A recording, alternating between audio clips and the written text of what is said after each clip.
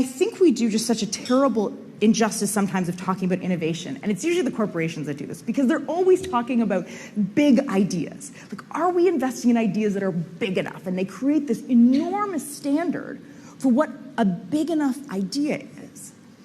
Except for those of us, and all of us in this room that have actually innovated in our career, we know that when you start something, you have no idea how big it actually could or may not be. And so a lot of people will challenge me on this concept, and they're like, no, we can kind of like see the future enough. We know that there's going to be an AI and a VR and a driverless cars component in our future. And I would still very much push back on that. And so I'll give you kind of 3 examples, all of which I've met the founders that I think are just extraordinary when you hear their earliest story. So the first example is Uber. And Uber is almost, by the media, they're always credited with inventing the sharing economy, with building a public utility, by being one of the fastest growing private companies of all time. But at its core, the original Uber app auto-dialed a black car company and gave a location coordinate. I'm sorry, that is not very innovative. Travis didn't want to interrupt his date. He's like, this would be a great solution to have. And they were lucky enough to launch in the city in the world with perhaps the worst taxi service in the world. So their bar for competing was incredibly low. And it was only from there that they then, in like the 3rd or 4th iteration, figured out this idea of location coordinate, figured out the idea that the driver should be compensated for, figured out that they could use different routes. They stole the entire peer-to-peer model from Lyft. But at its core, the beginning of that business was almost impossible to see how big it could be. One of my favorite things that I found is you can actually Google their original pitch deck, where they say the entire size of the market in the US is $2 billion. It's hard to believe that today when they're a $70 billion company. Second example I'll give you is one of my favorite Canadian companies, which is Cirque du Soleil, just because I think they are so imaginative. And they forced me to read this book in my MBA that was called Blue Ocean Strategy. And they described the success of Cirque du Soleil this way. They said, Guy looked at the world of circus, and he saw that there was 70% of the costs of running a circus were associated somehow with animals.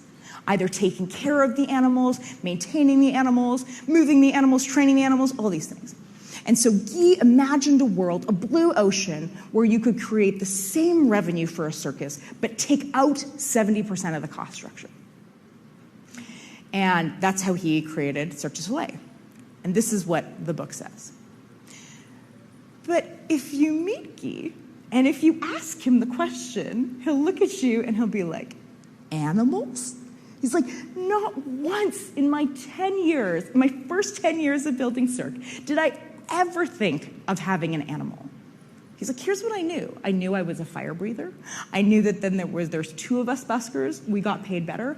I knew as our outfits got crazier, people liked it more. As the music got crazier, people liked it more. I literally leveraged everything on my first 10 shows. So that means at any point if one show had failed, I would have lost the whole company. And he's like, at the time, I had no idea how big this can be. And so the final example I'll leave you with is the company that's now the largest hotel chain in the world by number of room nights booked a year, which is Airbnb. And so most people don't know the founding story of Airbnb also had nothing to do with the sharing economy. The founders of Airbnb basically said, look, if we look at the world today, and this is in market size, there are like business travelers, let's call it this many people. And of business travelers, half of those business travelers go to conferences. And of the half that go to conferences, some people will want to go to a conference where the official hotel is sold out. So maybe like this many people really want to go to a work conference where the hotel's sold out. And of the people that really want to go to this conference, people would be so willing to go to this conference, they would be willing to stay on someone else's air mattress. It's like this big. Hence the name Airbnb. And with that tiny little market, and it took them almost 3 years to get any traction on that idea, it was literally they figured out their big insight after starting that was that people were not only willing to rent their secondary residence, like their place in Collingwood, they were actually willing to rent their primary residence if there was enough controls around who that was and how that person was rated and how they could find them. But again, it didn't start with the idea that they were going to be the largest hotel chain in the world. It started incredibly, incredibly small.